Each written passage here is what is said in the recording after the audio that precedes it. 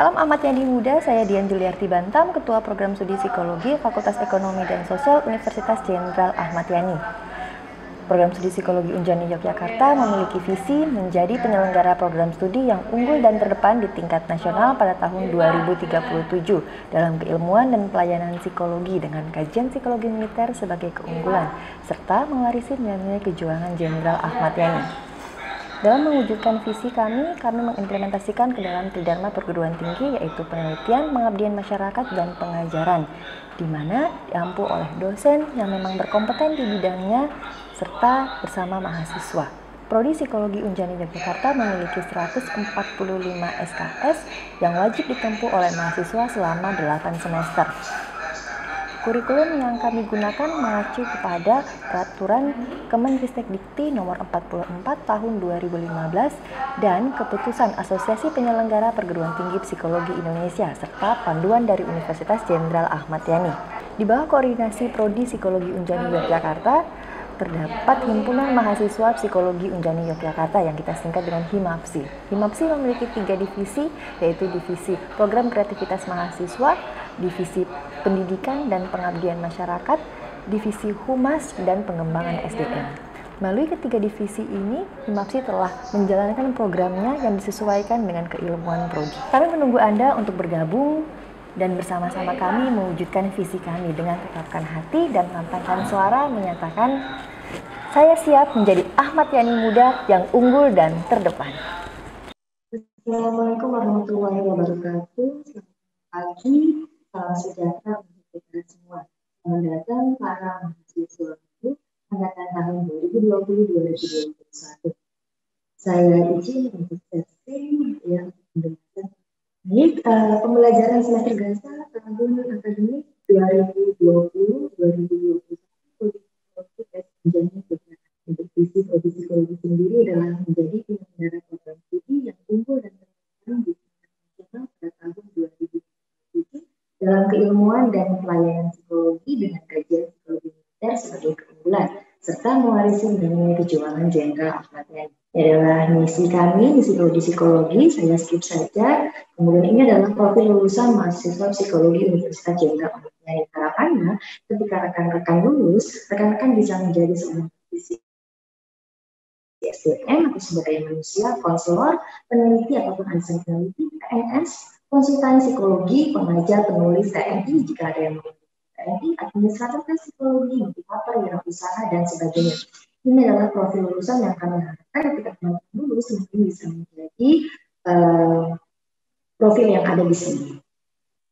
Ya, untuk bisa mencapai profil lulusan mahasiswa psikologi ini, prodi psikologi sendiri memiliki 4 capaian pembelajaran. Jadi di setiap mata kuliah akan ada capaian pembelajaran yang mau kita capai untuk satu mata kuliah. Gitu ya. Capaian pembelajaran apa saja? Ada sikap, ada 10 sikap, kemudian ada 14 keterampilan umum, gitu. Kemudian ada 10 keterampilan khusus dan ada 5 pengetahuan jadi yaitu sikap, pengetahuan umum, pengetahuan khusus, dan pengetahuan yang dimana di setiap mata kuliah kita ada yang namanya CPL untuk mendukung ketika lulus teman-teman harapannya sebagai TNI, sebagai praktisi SDM, sebagai konselor gitu ya, tetap memiliki capaian pembelajaran ini, memiliki sikap 1-10, kemudian umum, keterampilan khusus, pengetahuan. Ini adalah hal yang penting yang bisa teman-teman catat, gitu ya, karena ini adalah kalender akademik yang akan sangat penting buat waktu teman-teman sekalian, gitu ya. Itu untuk mahasiswa baru hanya melihat yang di bagian mahasiswa baru saja. Itu pada tanggal 12 Oktober sampai dengan 27 November 2020 itu adalah perkuliahan minggu pertama sampai dengan minggu ke-7. Kemudian 30 November sampai dengan 15 Desember 2020 itu ada ujian tengah semester, 7 Desember sampai 5 Februari 2020 perkuliahan minggu depan dan 14. Kemudian untuk ujian akhir semesternya itu di tanggal 8 sampai 13 Februari. Untuk perkuliahan yang ke-8 sampai 14 memang waktunya agak panjang karena waktu libur nasional. Gitu ya. Jadi ini adalah tanggal penting yang wajib untuk teman-teman catat. Ini adalah dosen pengampu mata kuliah semester dasar atau teman-teman ya semester 1 gitu. Ada pendidikan agama Islam, pendidikan agama Kristen, Katolik, Hindu, Buddha, gitu ya, Pancasila, bahasa Inggris, pendidikan karakter, psikologi umum, psikologi perkembangan satu, psikologi sosial, pendidikan, dan psikologi sosial antropologi. Nah, ini adalah dosen-dosen yang akan mengampu di semester ini untuk semester 1 atau semester yang sekalian, mahasiswa baru ya. Oke, kemudian ini saya kenalkan dulu dosen prodi psikologi. Jadi ada beberapa yang memang dosen prodi psikologi mengajar mengajar untuk semester 1, tapi ada juga yang tidak. Nah, dosen yang akan mengajar tadi ya, saya, ada Pak Adi, ada Ibu Ari, ada Bapak Erwan, ada Bu Hesti. Nah, untuk Bu Putri nanti akan bertemu di semester selanjutnya. Oke, dan kemudian ini adalah dosen tambahan kami, ada Bapak Nur Hadi, Bapak Agung Widodo, Bapak Danang, Bapak Muhammad Sultan, dan juga Ibu Anita. Jadi kita akan bertemu dengan 4, 5, 9 dosen ini gitu ya. Oke, saya lanjutkan. Nah, ini merupakan implementasi apa sih yang harus dilakukan oleh teman-teman selama 1 semester ini sebagai seorang mahasiswa Prodi Psikologi Fakultas Ekonomi dan Sosial Universitas Jenderal Ahmad Yani. Nah, yang perlu dilakukan, yang pertama adalah dosen akan membuat kesepakatan dengan mahasiswa dan kita sama-sama mengisi kontrak belajar. Pada awal pertemuan, mata kuliah yang di dalamnya juga memuat rencana penilaian akhir. Artinya, nanti akan ada kontrak belajar gitu ya antara dosen dan juga mahasiswa. Dan di situ sudah ada rubrik penilaian yang saya mau dapat nilai sekian, silakan lihat apa yang harus dipenuhi untuk bisa mencapai nilai A misalnya ya. Oke, penilaian kita ada 2, penilaian proses dan penilaian hasil. Nah, penilaian proses itu 60% sendiri. Jadi saya berharap adalah selama proses kuliah ini teman-teman wajib duduk harus aktif gitu, selama 1 semester ini. Karena apa? Nilainya besar sekali 60% gitu ya.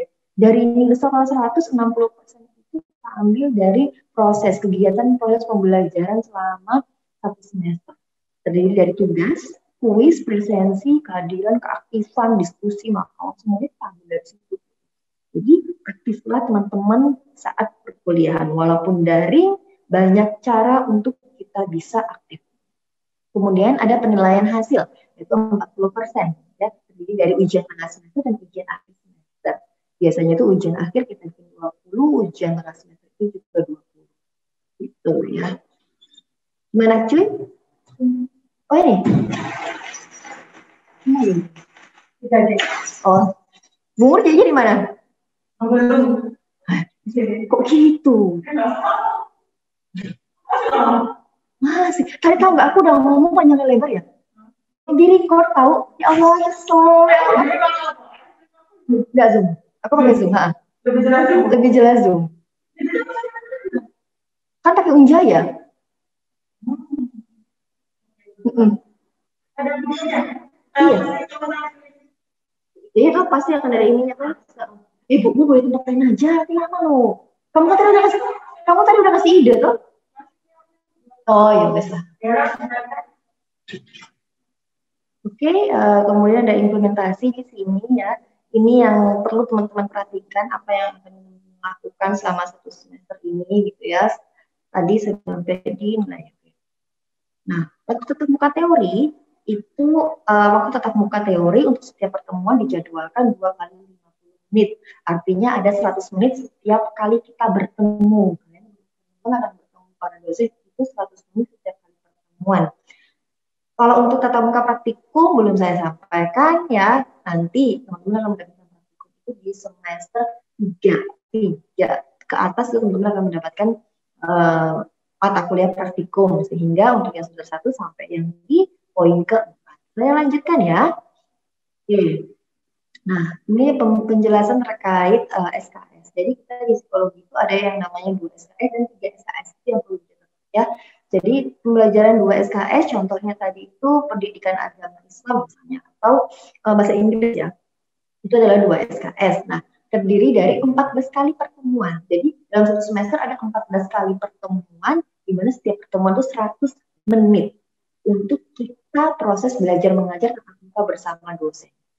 Di luar itu ada lagi proses pembelajaran, misalnya diberikan tugas dan sebagainya, itu juga masuk. Tidak hanya 100 menit, jadi teman-teman belajar sendiri, teman-teman belajar sendiri, gitu ya, tugas yang diberikan struktur yang diberikan oleh dosen. Nah, kemudian untuk yang 3 SKS itu terdiri dari 21 kali pertemuan dikali 100 menit juga ya per pertemuannya. Oke, kalau yang 2 SKS itu ada 14 kali pertemuan, di mana setiap pertemuan itu terhitung 100 menit, kemudian 3 SKS itu ada 21 kali pertemuan, di mana setiap pertemuan terhitung juga 100 menit. Untuk pembelajaran praktikum, nanti akan saya sampaikan ya. Ketika teman-teman atau mungkin dosen DPA, ketika mau bertanya, silakan bertanya ke dosen DPA. Nah, untuk yang ketiga ya, presensi kehadiran mahasiswa itu wajib 75%. Jadi, kalau di bawah 75%, teman-teman tidak bisa untuk mengikuti ujian akhir semester. Jadi sering-seringlah bertanya ke DPA-nya, bertanya ke dosen pengampu, Bu, saya kemarin itu sudah absen, apakah sudah masuk? Nah, sering-sering bertanya koordinasi, gitu ya. Biar kita nggak tahu dari jangan-jangan kita sudah klik, siapa tahu belum. Tapi memang benar harus jujur, ketika memang presensi, ya bisa presensi, kalau tidak presensi, bilang tidak presensi, gitu ya. Kemudian, baik luring maupun daring, gitu ya, keterlambatan maksimal adalah 15 menit. Ya, 15 menit akan dihitung masuk. Tapi kalau lewat dari itu tidak akan dianggap. Jadi sebelum 15 menit ketika ada kendala apapun silakan disampaikan ke dosen yang bersangkutan. Ya, ketika ada persoalan apapun silakan disampaikan ke dosen yang bersangkutan biar nanti dicari jalan keluarnya sama-sama bersama dosen tersebut. Jadi dicatat 15 menit keterlambatan dan 75% harus kuliah tatap muka itu. Oke. Jika mahasiswa mengalami kesulitan dalam mengakses pembelajaran melalui e-learning ya, yang sudah disampaikan oleh Wakil Dekan satu tadi, gitu ya, silakanlah menghubungi dosen pengampu segera mungkin saat itu juga. Kalau misalnya Bu, kalau misalnya mati lampu bagaimana? Nah, kalau misalnya mati lampu, gitu ya, langsung pinjam HP-nya siapa, gitu ya, disampaikan ke dosen tersebut. Bila perlu foto bukti bahwa memang benar-benar mati lampu. Ya, karena bukti itulah yang menguatkan kita. Bukti itulah yang membuat kita dipercaya sama orang atau tidak. Kita punya bukti gitu ya, bukti nyata.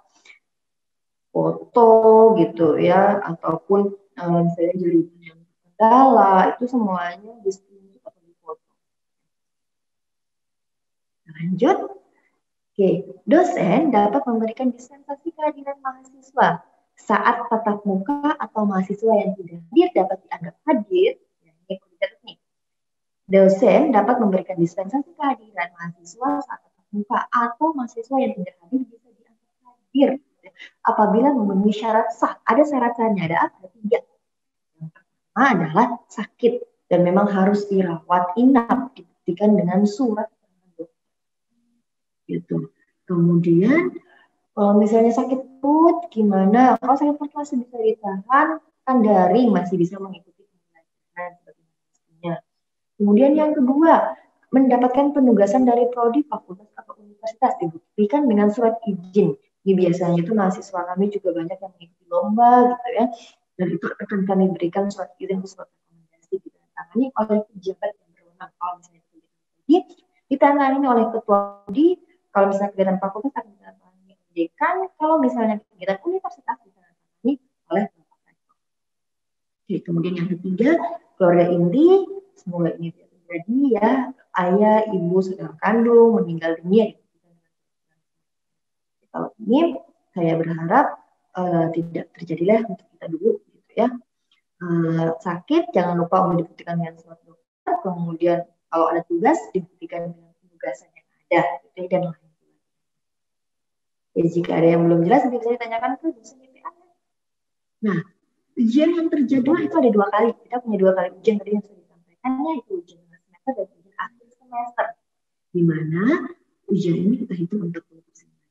Ya, tidak ada ujian susulan, ya baik UTS maupun UAS. Mahasiswa yang tidak bisa hadir ujian karena alasan yang sah, yang tadi ya tidak hadir, seperti mana poin tugas, akan direkomendasikan oleh masing-masing ketua prodi. Koordinasi dengan ketua prodi untuk menemui dosen pengampu mata kuliah yang selanjutnya mana diputuskan oleh dosen yang bersangkutan apakah akan diberi tugas atau memberi ujian.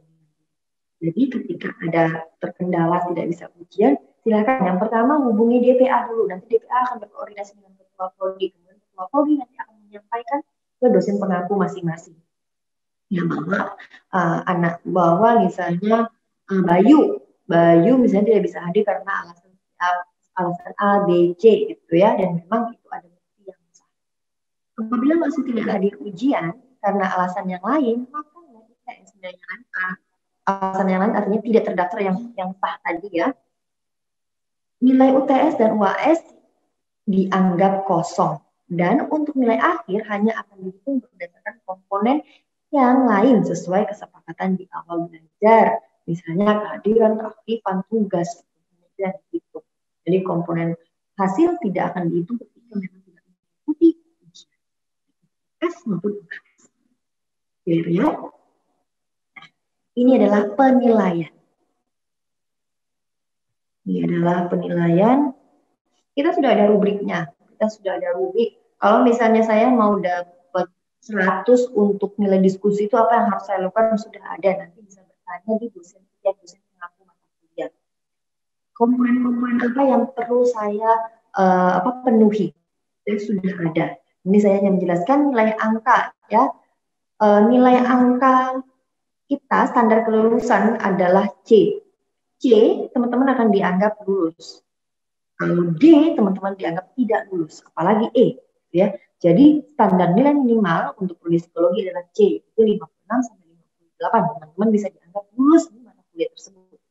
C plus itu nilainya dari 59 sampai 61, BC yaitu 62 sampai 64, B min yaitu 65 sampai 67, B 68 sampai 71, B plus 72 sampai 75, AB 76 sampai 79, Amin 80 sampai dengan 64, dan A yaitu 65 sampai dengan 100. Ya.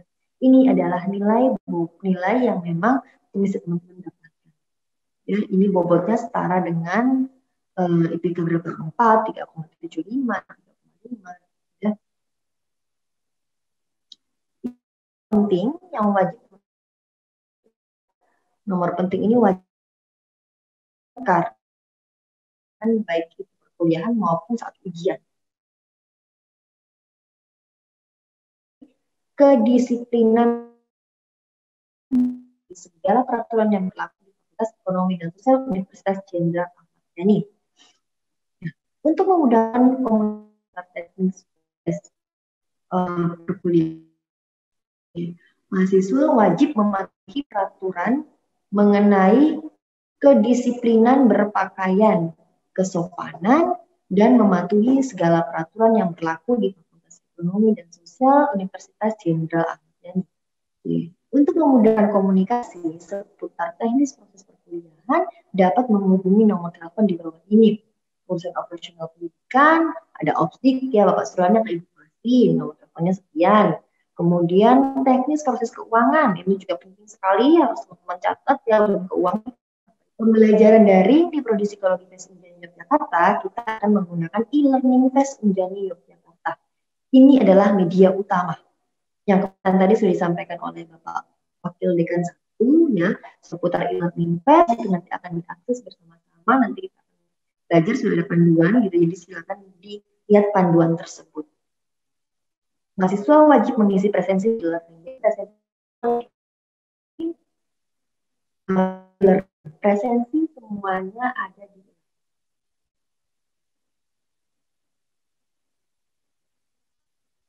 kemudian materi kuis, latihan dan sebagainya yang akan diupload di PES. Ini adalah media pendukung, ada Zoom, ada WhatsApp group, ada Zoom meeting. Kemudian juga ada Webex Meet, kemudian ada Google Meet, dan sebagainya adalah YouTube gitu ya. Ini adalah media pendukung. Media utamanya adalah Zoom, adalah e-learning FES. Ketika pembelajaran daring ini yang wajib diperhatikan oleh mahasiswa. Mahasiswa wajib menggunakan pakaian yang bertutur kata sopan, wajib banget gitu ya, menghormati dosen dan mahasiswa yang lain, mengikuti pembelajaran daring dari awal sampai akhir. Ini etika yang wajib teman-teman ketahui ketika menghubungi dosen. Jam menghubungi dosen itu bisa dimulai dari jam 8 pagi sampai dengan jam 7 malam. Itu mentok. Selain daripada itu, kecuali memang ada urusan memang benar-benar mendesak banget yang memang harus dihubungi, silahkan dihubungi. Tapi kalau perkuliahan dan sebagainya, itu sudah perkuliahan gitu ya. Kalau misalnya bisa ditahan dulu sampai jam 8, dari jam 8 sampai dari jam 8 sampai jam 7 malam, itu bisa untuk menghubungi dosen. Selamat pagi, misalnya Budian ada salam pembukanya, kemudian ada perkenalan diri, karena dosen tidak mungkin atau belum pasti menyimpan teman-teman sekalian, jadi silakan untuk memperkenalkan diri dari angkatan ya. Kemudian jelaskan tujuannya, mau ngapain, menghubungi dosen, karena saya sering banget mahasiswa yang assalamualaikum Bu, selamat pagi Bu, mungkin hanya memberikan salam kali ya ke saya ya gitu ya. Tapi kalau punya salam saya sudah jawab waalaikumsalam gitu ya, dalam hati maupun ketika saya ucapkan mungkin saya tidak ketik gitu. Jadi silakan salam pembuka, kemudian perkenalan diri, jelaskan tujuannya, just mau ngapain gitu ya, menghubungi dosen. Kemudian yang ini ajukan pertanyaan tapi jangan mengatur, artinya Ibu punya waktu kapan yang untuk saya bertemu? Atau hari ini apakah Ibu ada waktu? Misalnya seperti itu. Kalau tidak ada waktu ya sudah. Kira-kira range waktunya lagi kapan ya Bu bisa bertemu? Sekiranya ujian atau Bu hari ini Pak Adi punya waktu. Akhiri dengan ucapan terima kasih gitu ya. Bila perlu ada loh mahasiswa yang awal itu selamat pagi ujian, semoga ujian sehat, keluarganya berkah, ada doa gitu ya yang diberikan itu kan alhamdulillah sekali ya, karena doa yang baik kembali ke bukan sekalian gitu. Ya, oke. Tapi kalau misalnya panjang cukup ya. Kita masuk ke DPA. Nah, DPA ini merupakan dosen pendamping akademik. Jadi yang akan mendampingi rekan-rekan sampai lulus itu adalah DPA. Nah, untuk saat ini DPA di Prodi Psikologi Indonesia yaitu Bapak Adi Haryadi, Ibu Arini, dan saya, Dian Julianti Mas. Ya, untuk list siapa saja dosen pendampingnya gitu ya, nanti akan diberikan selanjutnya. Untuk saat ini saya hanya menjelaskan teknisnya saja gitu ya, apa siapa dosennya, kemudian bimbingan akademik akan dimulai pada hari Jumat tanggal 9 Oktober 2020 sesuai kesepakatan bersama DPA. Nanti ketika tim atau kelompok DPA sudah terbentuk gitu ya, nanti akan di-share di grup angkatan, kemudian akan saya share juga siapa DPA-nya, dan saya berharap untuk sebelum bimbingan akademik, mahasiswa akan dibuatkan atau salah satu orangnya membuat grup TA bersama dosen bimbingan akademik dan membuat jadwal kapan mau bimbingannya dengan media apa yang dikasih teman-teman begitu ya. Dan segala teknis yang misalnya belum paham apa yang saya sampaikan, kemudian silakan bisa bertanya ke DPA. Boleh bertanya ke DPA gitu ya untuk memperjelas. Mahasiswa wajib bertanya hal yang belum dipahami dan mengkonfirmasi hal yang sudah dipahami. Jadi kalau belum paham silakan bertanya. Yang sudah wajib untuk mengkonfirmasi, benar nggak ya gitu, di paraphrasing kalau dalam psikologi namanya paraphrasing. Benar nggak pemahamannya seperti ini, benar nggak sesuai atau belum, agar apa, tidak ada dusta dan kita mungkin. Nah, kembali akan diinformasikan selanjutnya.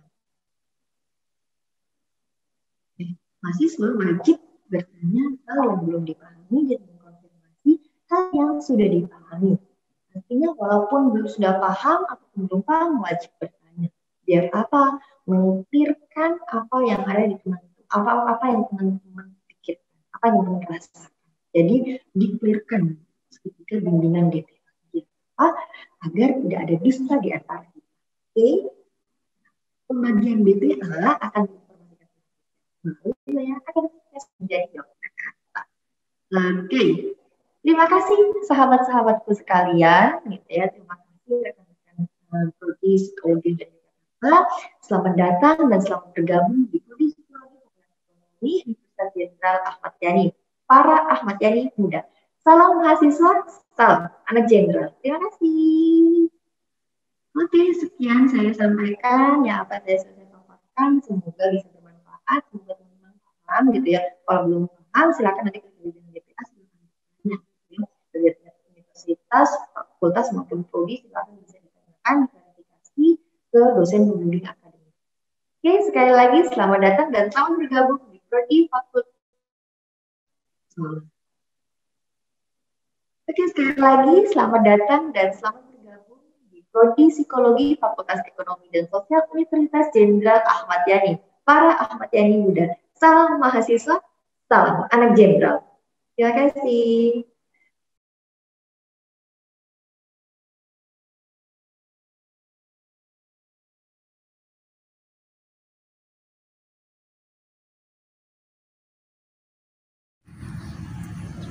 Perkenalkan, nama saya Aulia Alfarizi dari Program Studi Psikologi Universitas Jenderal Ahmad Yani Yogyakarta. Saya sebagai Divisi PKM di Himpunan Mahasiswa Psikologi Universitas Jenderal Ahmad Yani Yogyakarta. Di sini, di Universitas Jenderal Ahmad Yani Yogyakarta memiliki program studi psikologi dengan keunggulan psikologi militer. Di program studi psikologi memiliki organisasi yang bernama HIMAPSI atau Himpunan Mahasiswa Psikologi. Saya sendiri sebagai Divisi PKM. HIMAPSI telah melakukan 3 acara besar. Yang pertama, yaitu pelatihan PFA. Yang kedua, yaitu seminar umum. Yang ketiga, orasi tentang kesehatan mental serta flash mob di titik 0 km. Selamat datang Ahmad Yani Muda, salam mahasiswa, salam anak jenderal.